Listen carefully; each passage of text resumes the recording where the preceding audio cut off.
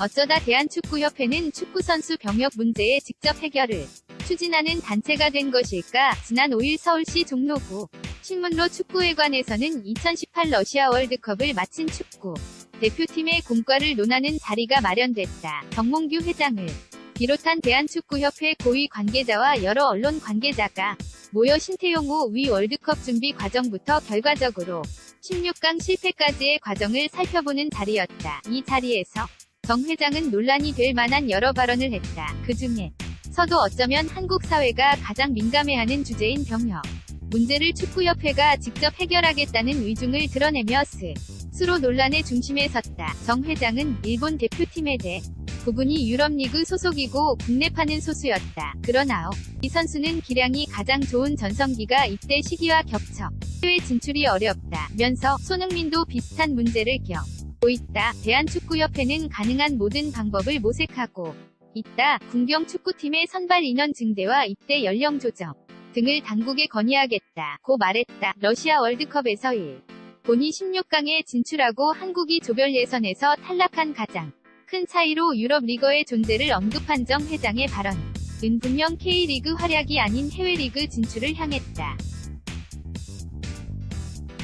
과연 정 회장의 발언처럼 해외파의 절대적인 숫자가 대표 팀의 성적과 직결되는 것일까? 일본은 러시아 월드컵에 참가한 23명 가운데 15명이 해외 리그에서 활약하는 선수다. 한국도 절반에 가까운 11명이 해외파다. 한국이 일본과 비교해 해외파의 수가 크게 적다고 할 수 없다.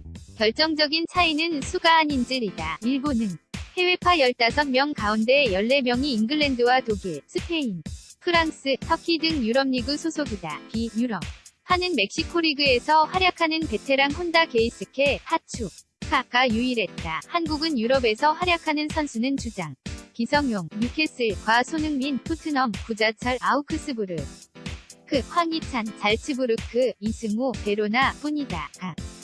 가까운 일본과 중국 등 아시아 무대에서 활약하는 선수가 6명으로 더 많았다. 해외파의 수에서는 크게 뒤지지 않나 활동 무대의 질적 차이는 분명한 셈이다. 그렇다면 과연 이들은 병역 문제가 해결되지 않은 탓에 높은 수준의 유럽리그가 아닌 아시아 무대에서 활약하는 것일까?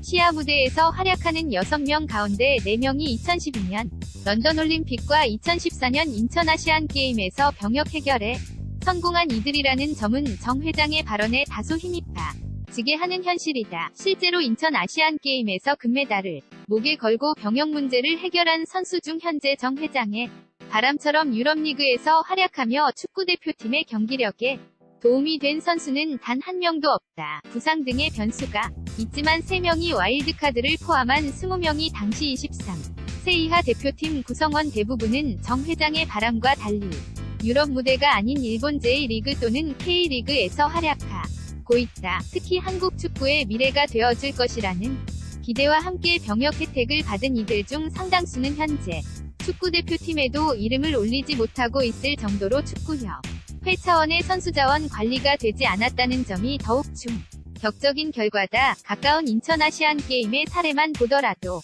단순히 많은 선수의 병역 해결이 대표팀의 경기력 향상으로 이어지지 않는다는 것을 확인할 수 있다. 현 상황이라면 정 회장의 말처럼 축구협회가 적극적으로 당국에 요청해 상주 상무와 아산 무궁화 FC 위 입대 규모를 확대하고 나이 어린 선수의 병역 문제 해결에 나선다고 할지 라도 당장 대표팀의 경기력 향상으로 이어질 것이라는 답은 어렵다. 더욱이 2023년을 끝으로 의무경찰 제도가 폐지되는 만큼 아산 무궁화 FC 위 거취도 불분명한 상황에서 축구협회장의 발언은 사실상 아니면 말고 시계 무책임에 가깝다. 오히려 축구협회가 축구선수의 공식적인 병역 브로커가 되어 좁게는 타 종목과의 형평성, 넓게는 일반 남선과의 형평성 문제를 더욱 두드러지게 할 가능성이 크다. 단순히 병역 해결의 문을 넓히는 것보다 국제대회에서의 우수한 성적을 통해 병역을 해결한 선수 자원 위 적극적인 관리가 대표팀의 경기력 향상을 위한 지름길이 될 수 있다.